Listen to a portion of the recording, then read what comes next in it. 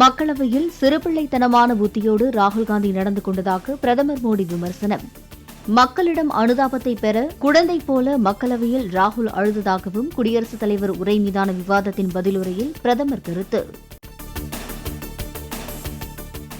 ராகுலின் சிறுபிள்ளைத்தனமான செயல் நாடாளுமன்றத்தின் அனைத்து வரைமுறைகளையும் கடந்துவிட்டதாக பிரதமர் குற்றச்சாட்டு. ராகுல் காந்தி பிணையில்தான் வெளியில் உள்ளார் என்பதை மனதில் வைத்துக் கொள்ள வேண்டும் என்றும் பேச்சு.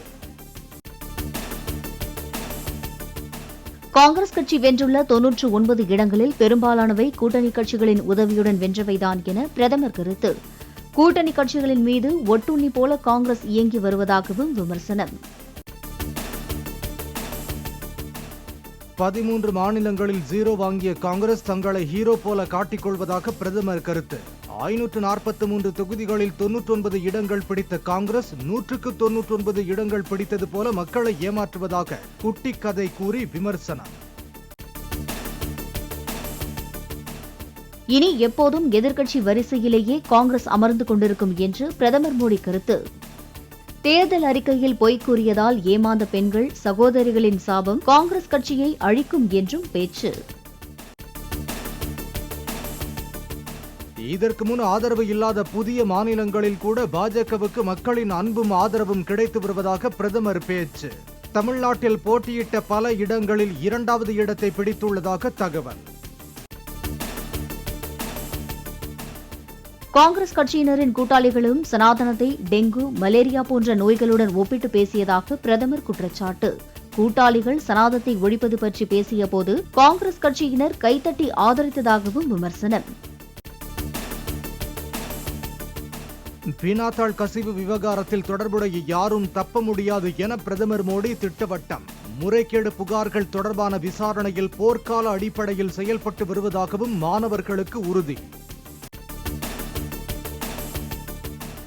உத்தரப்பிரதேச மாநிலம் ஹத்ராஸில் வழிபாட்டு நிகழ்ச்சியின் போது ஏற்பட்ட கூட்ட நெரிசலில் சிக்கி 100க்கும் மேற்பட்டோர் உயிரிழப்பு, பலர் காயம். சம்பவம் தொடர்பாக விசாரணை நடத்த உயர்மட்ட குழு அமைத்து முதலமைச்சர் யோகி ஆதித்யநாத் உத்தரவு. ஆங்கிலத்தில் இருந்து தமிழில் மொழிபெயர்க்கப்பட்ட 100 சட்ட புத்தகங்களை வெளியிட்டார் முதலமைச்சர் ஸ்டாலின். சிறைத்துறையில் பணியாற்ற தேர்வானவர்களுக்கு பணி நியமன ஆணைகளையும் வழங்கினார்.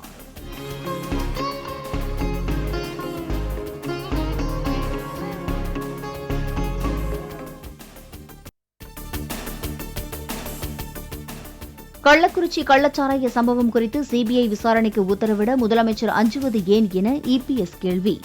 சாத்தான்குளம் விவகாரம் தொடர்பான விசாரணையை சிபிஐக்கு அதிமுக அரசை மாற்றியதாகவும் விளக்கம்.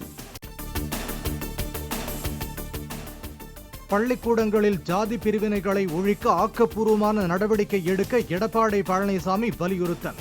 தமிழ்நாடு முழுவதும் பள்ளிகளில் மாணவர்களுக்கு சமத்துவ எண்ணங்களை அரசு போதிக்க வேண்டும் என வலைதளத்தில் கருத்து பதிவு. தேசிய மதுவிலக்கு கொள்கையை கொண்டு வந்து இந்தியா முழுவதும் நடைமுறைப்படுத்த வேண்டும் என மக்களவையில் திருமாவளவன் கோரிக்கை. 4 மாநிலங்களை தவிர நாட்டின் பிற மாநிலங்கள் அனைத்திலும் அரசு மது விற்பது நாட்டுக்கு செய்கிற மிகப்பெரிய துரோகம் என்றும் கருத்து. மத்திய அரசிடம் கூறுவதற்கு முன் மதுவிலக்கு பற்றி முதலில் தமிழகத்துக்கு சென்று திருமாவளவன் பிரச்சாரம் செய்ய வேண்டும் என்று நிர்மலா சீதாராமன் கருத்து. எதிர்ப்பு தெரிவிப்பதாக கூறி திமுக மற்றும் கூட்டணி எம்பிக்கள் கூச்சல். மக்களவையில் உழுதுண்டு வாழ்வாரை வாழ்வார், மற்றெல்லாம் தொழுதுண்டு பின் செல்பவர் என்ற திருக்குறளை கூறிய கேரள எம்பி பிரான்சிஸ் ஜார்ஜ் விளைபொருட்களுக்கான குறைந்தபட்ச ஆதார விலைக்கு சட்ட அங்கீகாரம் வழங்கி வலியுறுத்தி பேசியபோது மேற்கோள் காட்டினார். சென்னை அடையாறு பணிமனை அருகே சென்று கொண்டிருந்த மாநகர ஏசி பேருந்தில் திடீர் தீ விபத்து. பேருந்தில் புகை வந்தபோது பயணிகள் உடனடியாக வெளியேறியதால் யாருக்கும் பாதிப்பு ஏற்படவில்லை என தகவல். சேலம் அருகே மணியனூர் நியாய விலைக் கடையில் பில் மட்டும் போட்டுவிட்டு பொருட்களை வழங்கவில்லை என பொதுமக்கள் குற்றச்சாட்டு. பொருட்களை தாங்கள் வாங்காத நிலையில் வழங்கப்பட்டதாக குறுஞ்செய்தி வந்ததாக கூறி கடையை முற்றுகையிட்டு ஊழியர்களுடன் வாக்குவாதம்.